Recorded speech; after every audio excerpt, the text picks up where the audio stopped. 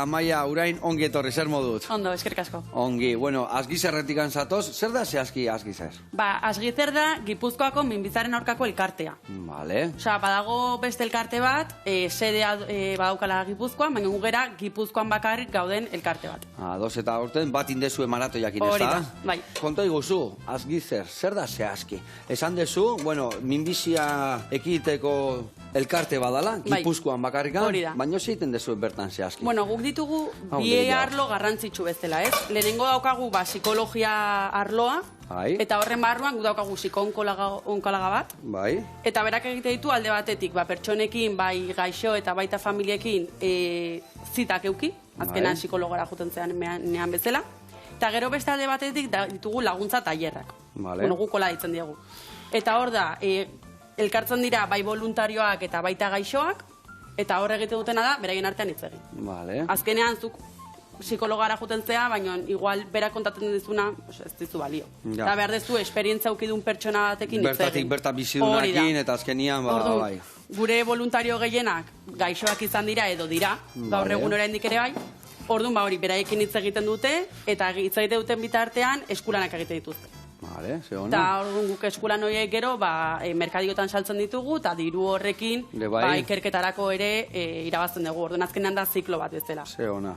Eta zezan behar nizun, esan dezu gaixuentzako, esan dezu izan dian antzako eta danantzako, familientzako ere bai? Azkenian gaixotasun hauek familie gero guztiak zapustu edo hankaz gora jartze ditu, eta azkenian danak behar izaten dugu laguntza, ez da? Bai, psikologarekin hitz egiteko arazori gabe, osea, zitak dira hori, bai, familientzako, baita gaixontzako ere bai. Eta gero, normalean tailerretara gaixoa juten dira, baina familiaren bat ju nahi baldin badu ere, ez dago inungo arazorik. Vale. Nun dago gune hau edo nun elkartze zeate? Donostin gaude, eta daukagu sedea Pagolan. Pagolan, vale. Bai, badago diputazioko lekutxo bat, eta hor daukagu elkartea. Hor daukagu sedea. Zenbat kide zaudete bertan? A ber, duela gutxi hasi ginen, 2018an hasi ginen, orduan momentuz ez ditugu nahiko genituzkeen guztiak. Ez? Baina, bueno, bagaude egun da gutxi batzuk gehiago, orduan hor gaude gutxinaka, hori da. Vale.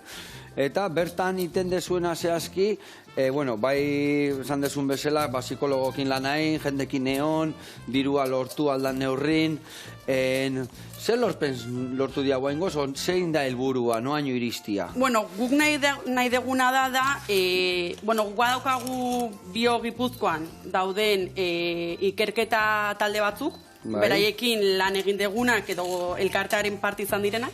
Orduan guk nahi deguna da, dirua lortu beraiek emateko, eta beraiek beraien ikerketak egiteko, eta behar duten erako. Orduan, bueno, hortikan ere badago beste proiektu txikitxo bat, gero igual hitz egingo deguna, eta horrekin ere, diru hori lortu nahi dugu, ikerketarako. Eta adibidez ikerketa hauek minbizi zehatz batzun ari da jute zate, edo dia orokorra da, edo... Gu gea elkarte orokor bat. Guk ez daukagu ez gera minbizia konkretu baten elkartea. Orduan, printzipioz, guk nahi diogu dirua eman minbizia guztiei. Egia da, guk lan egiten dugun talde horietan, lantzen dituztela bi minbizia tipo. Bat izango litzateke hepatikoa, eta bestea bai da gehiago minbizia, mama minbizia, bularreko minbizian lan egitea. Momentuz, bi horieken ari gera, baina gutxinaka saketuko gera igual gehiagorekin lan egiten. Eta azkenian biharra danetan egongo da, ez da? Ni pentsate igual batzutan jende gehiago daolako, bestan igual batzuk... Ez, baina igual, jende gehiago dauden minbizia horietan, gehiago ikertzen da. Hori da, igual nahi gabe, denbora poderioso pasadian histori guztiakin, nahi gabe. Azkenan, adibidez, nesketan bular minbiziak asko eragiten du, asko mugitzen du, baina badago baita gizonetan bular minbizia eta horretaz ere ez egiten. Orduan igual hortikan ere gehiago landu beharko litzateke, gehiago ikertu, azkenean denen garrantzi berdina daukate, baina azkenean gehiago mugitzen duna, gehiago ikertzen da, hori horrela. Eta azkenean, zergatik sortu zen Azgizer, zer biharra ikuste zen gehiena hor? Bai, bueno, gure elkartea sortu zutenek, zeuden hor lehen hitz egin dugun beste elkartea handi horretan, eta beraik ikusi zuten, Gipuzkoan, zegoela behar konkretuago bat.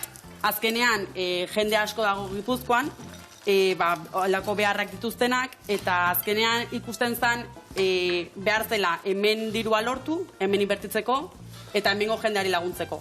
Orduan horregatik sortu zen azkenean. Gehiago ez horren beste dirua generalean lortu eta gero banandu, baizik eta konkretuki hemen lortu eta hemen goei eman. Claro, ados. Bai, askotan, bai, bertakoa, eta ez deba inbeste moitzen, erresago lortzen diagalako. Amaia, bertan, adin guztietako jendia dao? Bai, bueno, egon daiteke. Igual orain ez ditugu adin guztietakoak, gazteak, azkenean ez dakit ez delako detektatzen, edo badaudelako igual elkarte pixka konkretuagoak horrelako paziententzako, baina bai, printzipioz gu irekita gaude mundu guztiari, mundu guztiako gaixotasunari, mota guztietako minbiziari, orduan, bai, bueno, normalean eukitza ditugu gehiago emakumeak, eta hori, igual 50 urtetik gorakoak. Baina, bueno, printzipioz hori. Bai, logikoa godala, misia bertan sortzia. Eta azkenean ere, dia laguntza eskatzen dutenak. Ja. Baina, bueno, hori... Gizonezkoik gehiago gustatzen zaigu laguntza eskatzia? Bai. Guk ditugun paziente guztien, igual, 5% izango dira gizonak ez gehiago. Bai. Bai. Etorrizia, ipuin bat egin eskutan, pinu ausarta. Bai, hori da linitza egiten egin zen proiektu berri hori. Vale. Da, ipuin solidario bat. Bai. Eta sortu zen, duela ja urte deixente, asko kostatu zaigu ipuin ateratzea, baina duela urte deixente gure elkarteko voluntario baten semeak idatzizun historiotxo bat. Bai. Nola bizizun bere amaren minbizia gaixotasuna. Eta hortikan aurrera, voluntario horrek, ume horren amak, ipuina idatzizun, eta guri eman zigun. Ipuin horrekin, nahi genuen egiteko. Orduan hori, ja ipuina gurea da, lortu dugu ja marrazkak eukitzea, editatzea, ateratzea, eta hori, eta orduan, ipuin horren salmentarekin lortzen dugun diru guztia, emango diegu, lehen horritza egiten genuen Bio-Gipuzkoako talde horiei. Osea, que zoze txukuna, eta ipuin hori, ze kontatzen dugu ipuin hortan, ze topatuko dugu bertan? Pues ipuina hasten da, ume baten historiarekin, egunerokoan ikusten ditugun umeak, eta ume horrei kontatzen diote, bere amak minbizia daukala.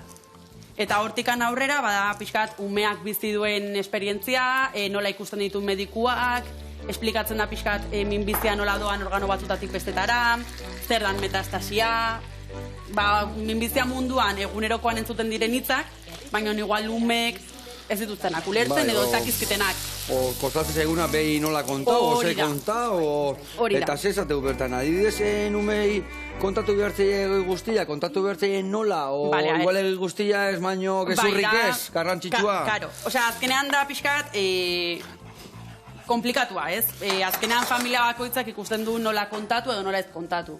Gure ustetan garrantzitsua da umek dena jakitea. Bueno, dena. Gauzak jakitea. Ama gaixori baldin badago edo aita gaixori baldin badago. Gaixori dago.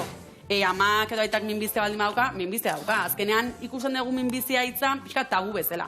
Askotan esaten da, gaixori dago, gaixotasun luze bat eukidu, gaixotasun garrantzitsu bat dauka. Hain ez da hitza esaten. Eta guk ere kendu nahi dugu pixka tabu hori hitzari. Ez azkenean garrantzitsua ikusten dugu umeek jakitea. Igual ez da beharrezkoa jakitea guztia operatuko dute, ez duten operatuko, nolako tratamendu okiko, baina bai, gaixori dagola, ze gaixotasun daukan, eta gaixotasun horren aurrean nola... Jokatu edo nola lagundu, edo maitasuna mamertza jola, hori da. Zazkenan umeak oso garrantzitsuak dira. Baina egia esan, beti entzuten deunean minbizia, gogorra izatea, eriotzakin lotzen dugu, ez da? Bai. Eta... Baina, egia da gaur egun, zorionez jende asko gaur reiteula, eta gero eta gehiago, ez da? Baina gero eta gehiago inbiar dugu, ez da? Horregatik zaudete hemen lania. Hori da. Horregatik ere, minbizia ikertzeko oso beharrezkoa dira, adibidez maratu jaiten nahi dana, ez da? Eta danon artean bultzada bat emateko, ez da?